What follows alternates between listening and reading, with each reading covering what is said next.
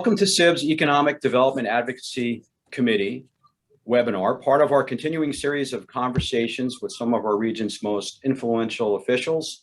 Today, our guest is New York State Senator Todd Kaminsky.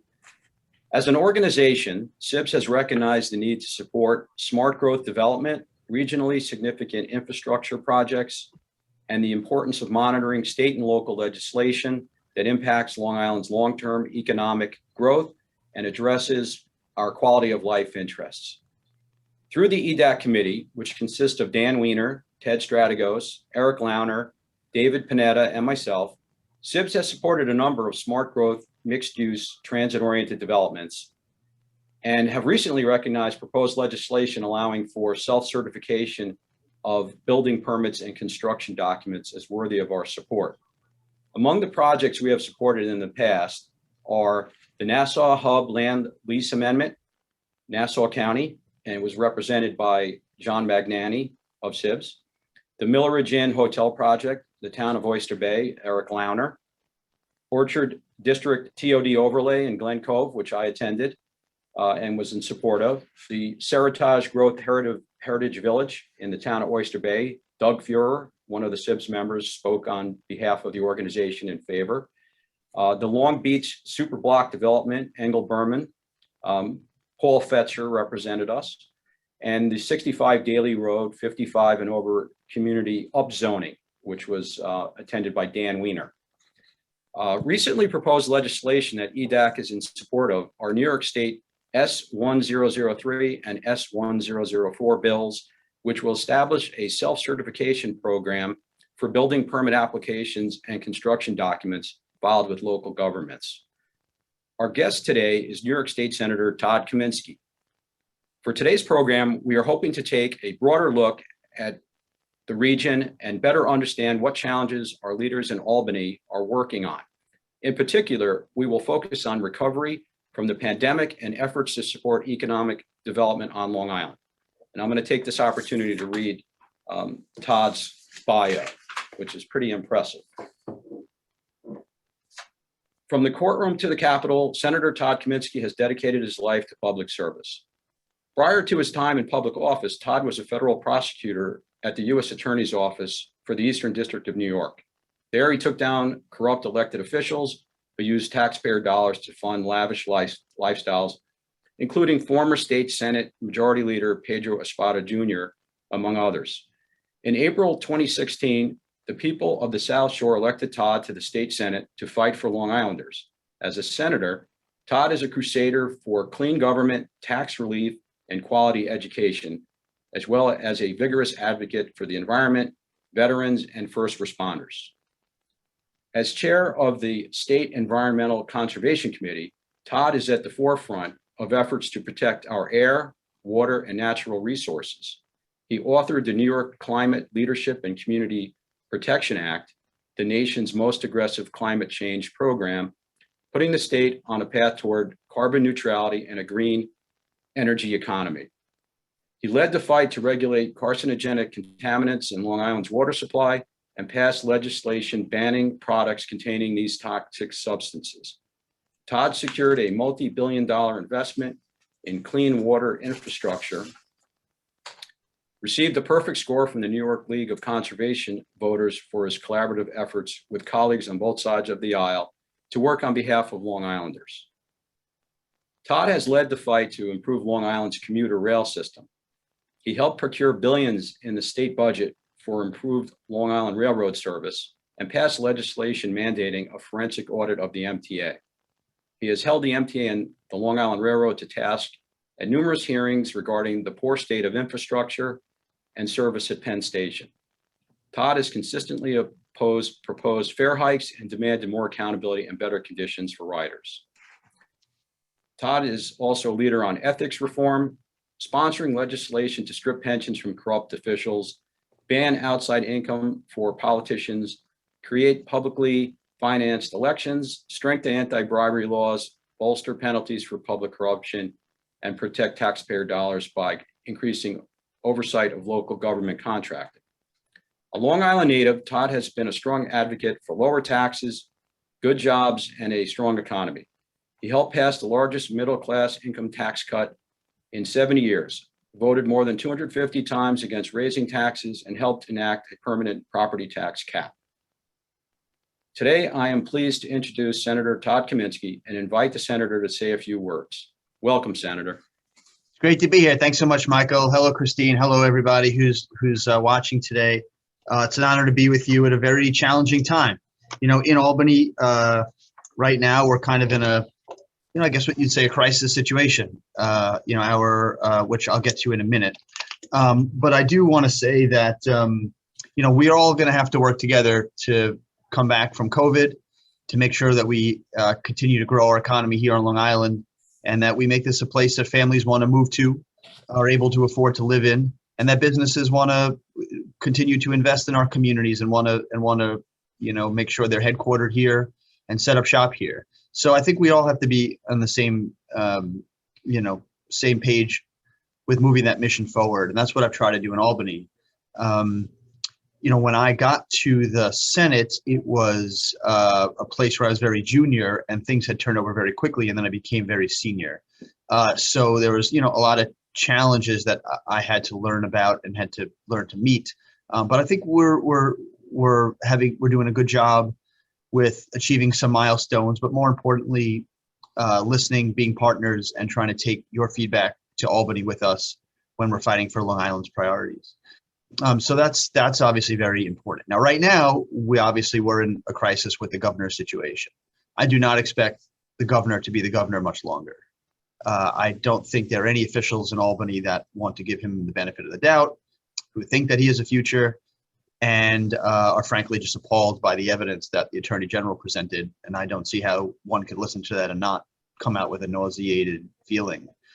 And certainly as someone who's a former federal prosecutor, when you are reviewing evidence, one looks to see if something is a one-off situation, an aberration, or something a pattern, something that paints a picture of a certain narrative. And the evidence that the Attorney General presented was overwhelming, full of corroborating evidence, many different witnesses, and many who don't know each other, many who have text messages, kind of backing up their stories, and also a state trooper being one of the victims, I think, was the most jaw-dropping part of it all. And so what does this mean for Long Island? Well, I think the answer is nobody knows. I do know that Kathy Hochul, who would be the interim governor, is very capable, knows Long Island. She met me actually 2 weeks ago at the Broadway Diner in Hicksville just to catch up, so she's here a lot. And I think she's going to want to know what the main priorities are that she needs to focus on, whether that's in major infrastructure like Long Island Railroad issues, whether that's environmental projects, and obviously generally knowing who should be taking her cues from to make sure that the suburbs continue to be a strength in New York and not something that is in decline. So all of that's very important, and that really kind of guides my approach to Albany and what I'll be certainly telling Kathy Hochul. And that kind of really means a turnaround from the old NIMBYism of not wanting to do much here, wanting everyone to go away, not wanting this to be a place of innovation. That's why I was happy to push for the new Belmont Arena, for the new Long Island railroad train station that'll be there, why I think it's really important we have a vibrant public transit system and invest in it instead of disinvest in it, which had happened for so long, culminating in the summer of hell a few summers ago. And why I believe big environmental projects are a key to the future here. I sponsor the big climate law. I wanted to make sure that the green economy is, starting here on Long Island, that we're on that ground floor, and that when other states want to be involved, which I know they'll have to be in the next years or decades, they are looking to Long Island and Long Island companies and Long Island's workforce for that know-how. And I think that's already happening. We have institutions training folks on how to build out wind turbines, how to connect it to the grid, how to build big solar projects, work with batteries, and we're transitioning from that. And I think that's very important. That's different. That's businesses taking up office space. That's new businesses who want to come to Long Island. And when we set our goals, saying that we're going to have a carbon-free electric sector by 2040 and a carbon-neutral economy by 2050, we set a huge market signal. And I talk to almost all the time different companies from all over the country who had never been to New York, who are very interested in breaking into the market. They're following all over each other to do so. And I think that's good news for what the future movers and growth is in our economy here on Long Island. I'm obviously also very interested in hearing from you today about what we need to be doing with respect to COVID to make sure that businesses continue to succeed, aren't contracting, and that office space is used in a, in an efficient way and in a helpful way. So I definitely want to know what you think, what's possible and what is unhelpful. And together we're going to have to navigate this. We had done so much together in COVID to come through it, and the idea of having to do that again is really unimaginable. But there are challenges that we need to face now, and we need to make sure our businesses and those who are, helping move our economy are talking to government about what works and what won't work, and we're very interested in knowing that. So it's really great to be with you today. I've tried to really kind of divide my work up in Albany into 3 spheres. There's the environment sphere. I was the chair of the committee, so I had to have extreme depth of knowledge there. I mean, I didn't know anything about certain subjects before I took it over, like the slot limit for striped bass, all types of different chemicals that are in, were left in the ground from different industry. I've learned a lot about that. Really proud of the work we've done there. Second, I've, as a former prosecutor, tried to do a lot on ethics reform. I think the huge scandals you've seen from years ago, at least in terms of stealing and government corruption, I guess the sex scandals we haven't been able to do better with. But but certainly with respect to the Skello, Silver, Espada stuff that you saw from years before, I think some of the ethics reforms we put in place, like losing your pension if you're convicted, having greater disclosure, and frankly, not having as many people of outside income and having these other jobs that are really in conflict with their jobs as a legislator, I think we've made some strides, but there's always more to go. And then lastly, I've just tried to be Mr. Long Island, representing our interests. Really proud that we got record pre-K funding last year. Obviously, people are going to want to live on Long Island if they know there's going to be free pre-K for their kids. We got a record amount of funding. Obviously, we're always trying to make things more affordable. There were tax hikes proposed this year. We were able to keep them off of 99.3% of Long Islanders, passing a permanent tax cap, making sure our schools have more funding so they don't have to ask taxpayers for more. But obviously, we have a long way to go with keeping Long Island affordable and making sure people have the services they deserve. So we're going to keep moving forward. I'm very interested in listening to your thoughts on a lot of these issues, and glad to be here. Thank you so much. So I have a few questions. I think we'll start out with a couple of questions that are non-policy or governmental. Could you take this opportunity to tell us a bit about your background and how and why you entered public service and how you came to represent your community as a state senator? Sure. Public service, thank you, Michael. Public service has meant different things to me. And at first it meant being a prosecutor. And when I got out of law school, I went to NYU, and I didn't really like working at a firm. So I really almost immediately became a domestic violence prosecutor in the Queens DA's office. And it was really hard, grueling work, 100 cases at a time, any of which, obviously needed to be handled correctly. You didn't have room to make a mistake. And I learned a great deal. And then I became a federal prosecutor, handling everything from violent crimes, drug kingpins, gang leaders, gun traffickers, all the way to political corruption. And I prosecuted political corrupt officials from both parties, whether that's Congressman Michael Grimm on one side or Pedro Espada on another. And I really liked that work. But I started thinking more about Long Beach where I'd grown up after Sandy. I started coming home more and helping people out who are in desperate straits, whether it was literally helping get water out of homes or putting on free legal clinics to help people navigate bureaucracy and insurance companies that were not being honest with them, and FEMA and New York Rising. And it was, I kind of got back into helping people beyond the courtroom. And I really was thinking of doing it, but I didn't know whether I should. I was on the fence. It would have been a lot to enter the public arena. I mean, I get the snot kicked out of me every day. And when you're a prosecutor, there are rules. There's a judge in court saying this is relevant, this is fair. That doesn't exist in my world. Someone could say anything about you at any time. And in fact, they could put $1 million behind it and the whole world could see it. And that's happened to me too. But it was something I thought I always might want to do. My grandparents were on the school board growing up. I always thought public service mattered. Being an elected official Was always obviously an exciting thing, but was I willing to do that? So here's what happened. I was flying out to California to interview a witness in the Michael Grimm investigation. And we were supposed to confront this witness and flip him and make him a government witness who's going to give us information. So we fly across the country and we finally get there, and the FBI picks us up at the airport in LA and says, we got bad news. I said, what? They said, the guy that you want to talk to isn't here. So what do you mean he isn't here? I just got off an airplane. They go, well, we've been surveilling him, and it turns out it's some other guy staying in this house with this person's wife. It was like some other guy.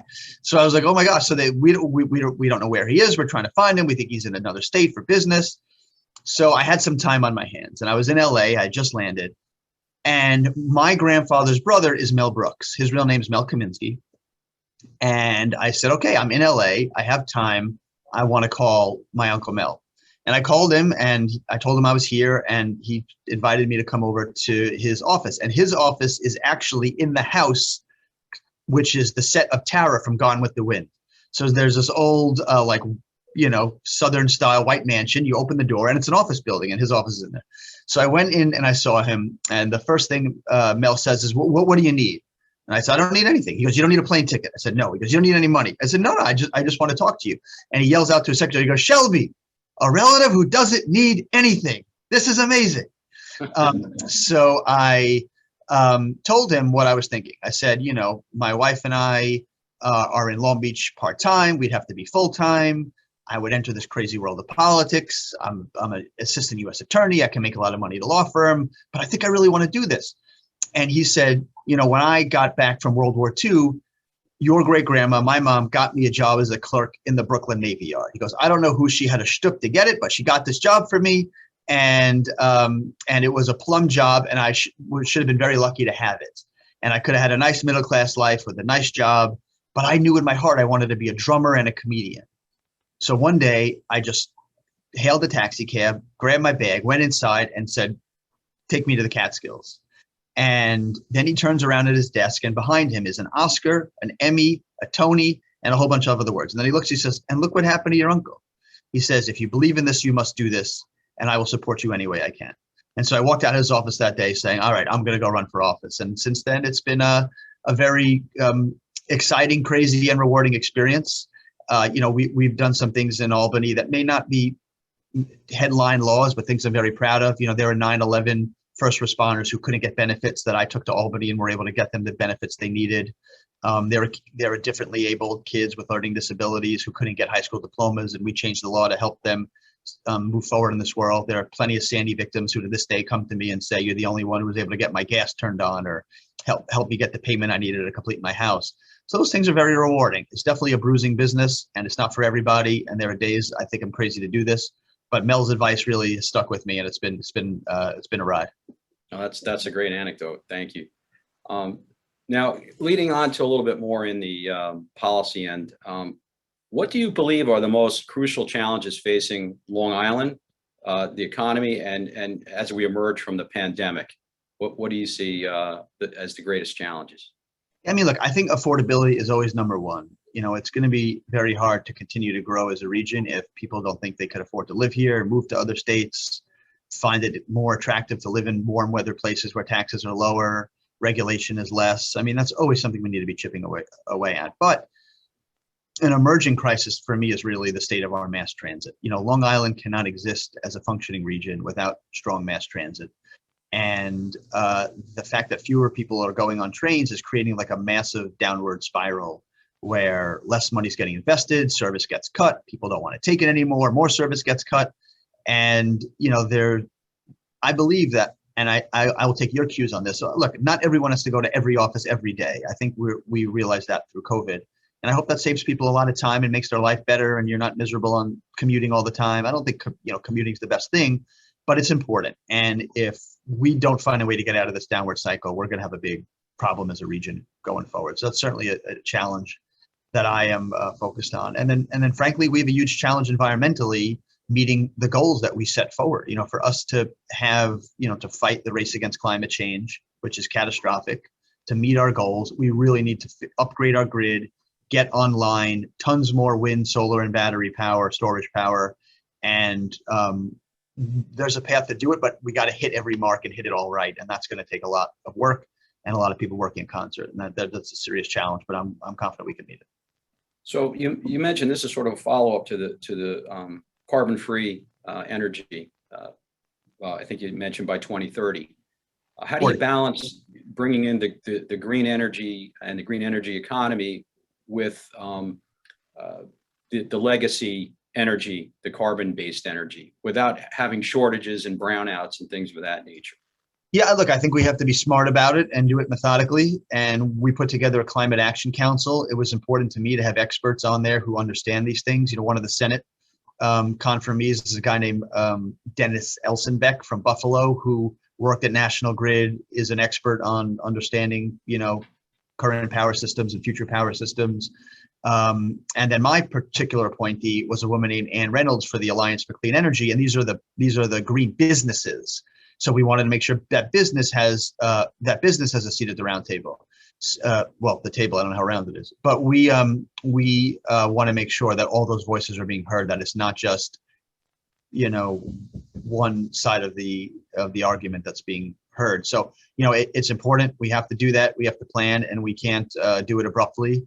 I actually happen to think the challenge is the other way, which is, where's all this other power coming from that's going to replace all the existing power we have now? I don't think look, I guess there are people that say shut down everything now, let's go all green right now, but they have to demonstrate where that's coming from. And I think we have a large challenge in terms of getting that up and running and doing it soon.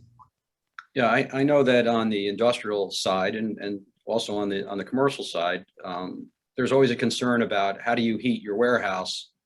You're not going to find heating a warehouse by electricity to be economical. It's gas supply is important, and there's been moves to kind of constrict the supply of gas. So I'm glad you're thinking about that from Albany, that you can't do it all overnight. It's not an overnight project. Now, you've been an outspoken advocate for the environment. How do you balance between environmental concerns and the need for smart development, which is, the transit-oriented development? We've been seeing a lot of, everybody mentions Patchogue as the originator, but we're seeing it really snowball across the island right now. Yeah, I don't think they're in conflict at all. I mean, first of all, getting more people to want to take mass transit from their home to their job is very environmentally friendly. That's less cars, that's less, that's less exhaust, that's less gasoline, that's a lot. So I don't see them in conflict at all. I mean, when I drive by, I don't know, let's say I'm on Sunrise Highway and I'm driving from Massapequa to Rockville Center, they're just parking all along these train stations. I mean, it's useless area. I certainly don't see developing that smartly to be in conflict with the environment at all. And we obviously have to make sure that, that there's enough capacity for sewers and everything else, but that's totally all doable. I mean, I'm a big, I was a fan of the super block in Long Beach. I certainly think that we have to accommodate that. I mean, if we're not going to create spaces for people, especially young people or retirees, to want to live in, we're going to lose the important vibrancy that makes us great. So I don't really see them in conflict. I, in fact, try to push the DEC wherever I can to, be where applicable, granting permits instead of taking forever on a lot of these projects. And, I certainly think there's plenty of space for that. So I'm also hoping that, look, a lot of these can be smartly designed. A lot of them could have solar on their roofs or green roofs. A lot of them could have, electric charging. So there's ways to do this in an environmentally friendly way that I think is what we need to be promoting. Regionally, we see cities, Westchester County comes to mind, Fairfield County, that have a much greater density around these like large mixed use and multifamily developments. And it's pretty dynamic. You get a lot more of as you mentioned, the people want to stay, work, and live in the downtown areas. And Long Island doesn't seem to have the appetite, or hasn't had the appetite for that type of development. Do you feel that we should be following suit? Are we lagging in that sector? Look, I think we generally have way too many local zoning, rules, and maybe I don't mean rules, but we definitely have way too many hoops to jump through in order to build smartly. And Long Island can no longer be the land of no, where developing in that guy's town is fine, but don't bring it to mine. I mean, we definitely want to make sure that we're creating vibrant, growing environments and communities. And when I see those developments, whether it's in Glen Cove, Patchogue, even Brockville Center that, had some controversy over these buildings, 10, 15 years ago, they're doing great. And they're attracting people there, people getting on the train. Sitting and putting their butts in restaurants and bars at night. I think it's great. I think that's what the future has to be. And I think, listening to developers talk about, putting all this work into this project, and there's like one voice that results in, the whole thing coming down is just, to me, unacceptable. So we got to find a better way to push forward on it. Great. You mentioned Long Beach, and Long Beach is a large portion of your district and your hometown. What do you believe should be the development priorities of the city? I like the way the city's gone recently, which is welcoming some bigger projects. The Super Block project was an amusement park in 1983. I remember it from being 5 years old. I mean, how in the 21st and 20th century are you having a giant piece of oceanfront land sit fallow for 30 something years? I mean, that's just pure government mismanagement. So we're moving forward. I think that's great. And there are other projects that I think are going to come to the fore. The one thing I always found, and this is not really policy, this is just my thinking, is that there's no master plan at all. You could drive on Shore Road and you have a brand new building, and then you've got two regular houses, then a smaller apartment building, then a vacant lot. There's just there's no consistency, and there's not a lot of vision for how to develop. There's stuff that you remember, from the 70s. There's stuff it's just all over the place. I do, however, think that having mandatory inspections for these buildings is important.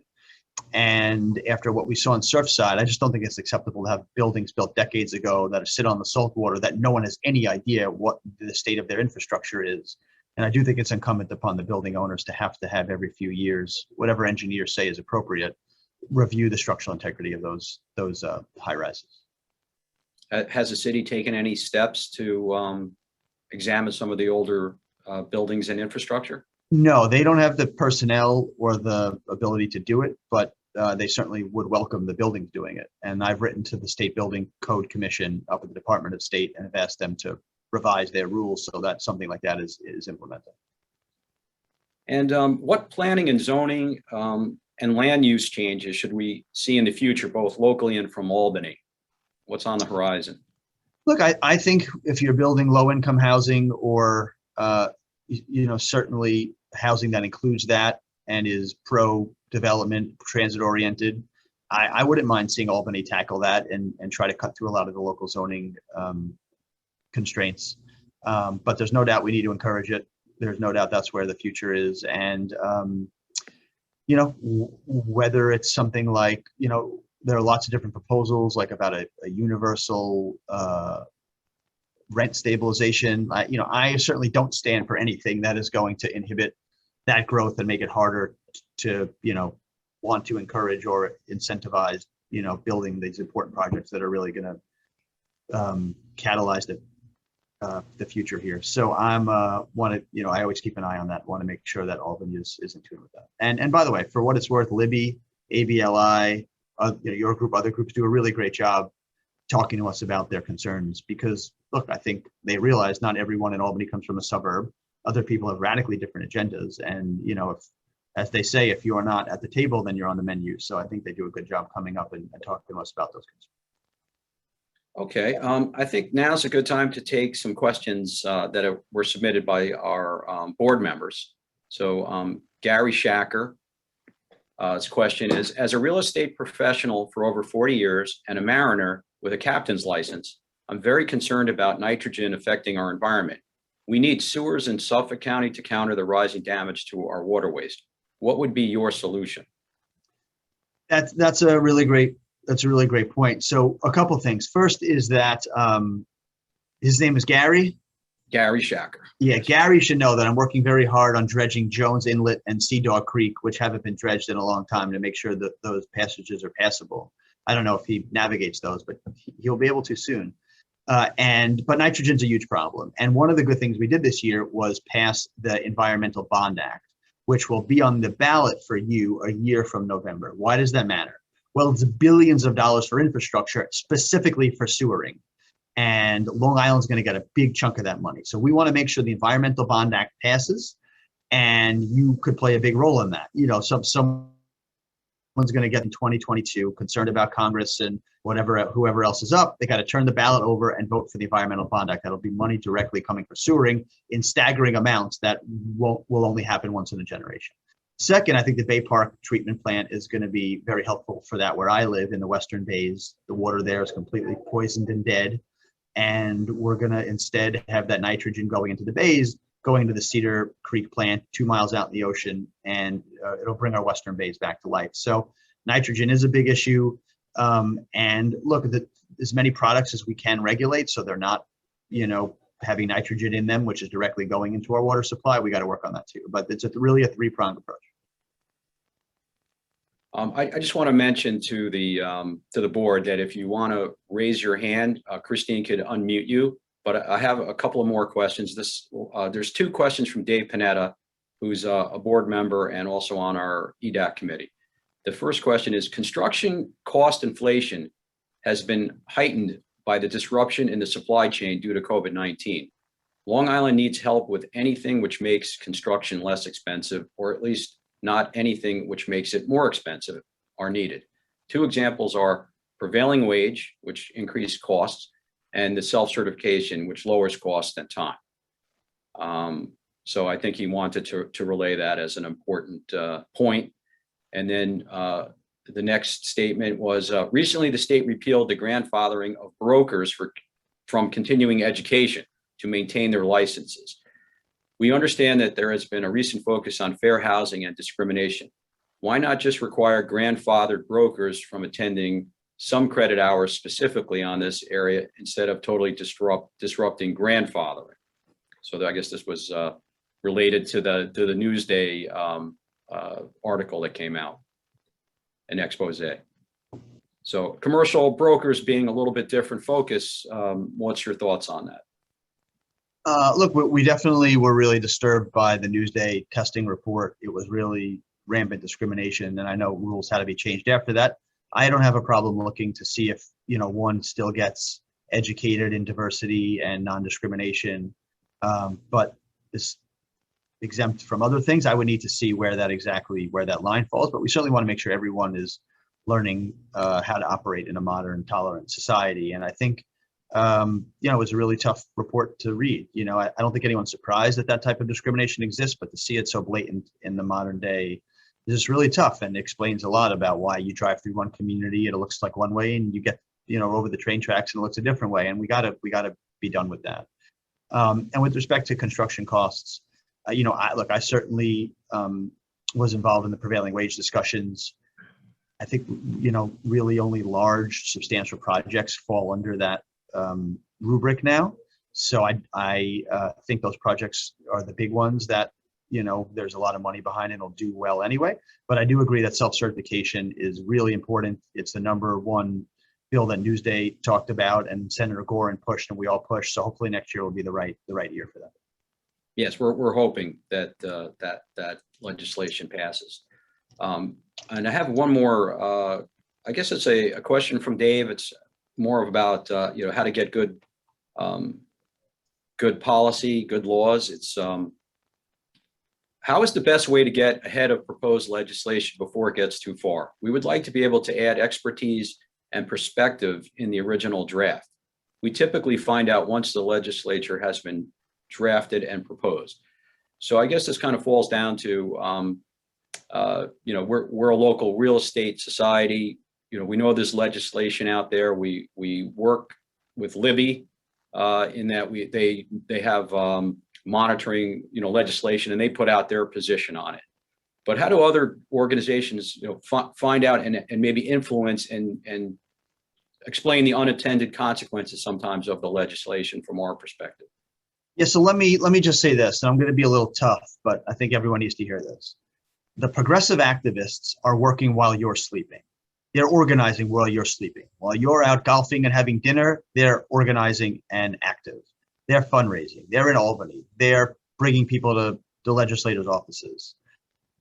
So there's nothing that you could do that will get them from drafting something that you find to be harmful, but you could certainly get involved to stop it from moving. Mitch Pally does great at this.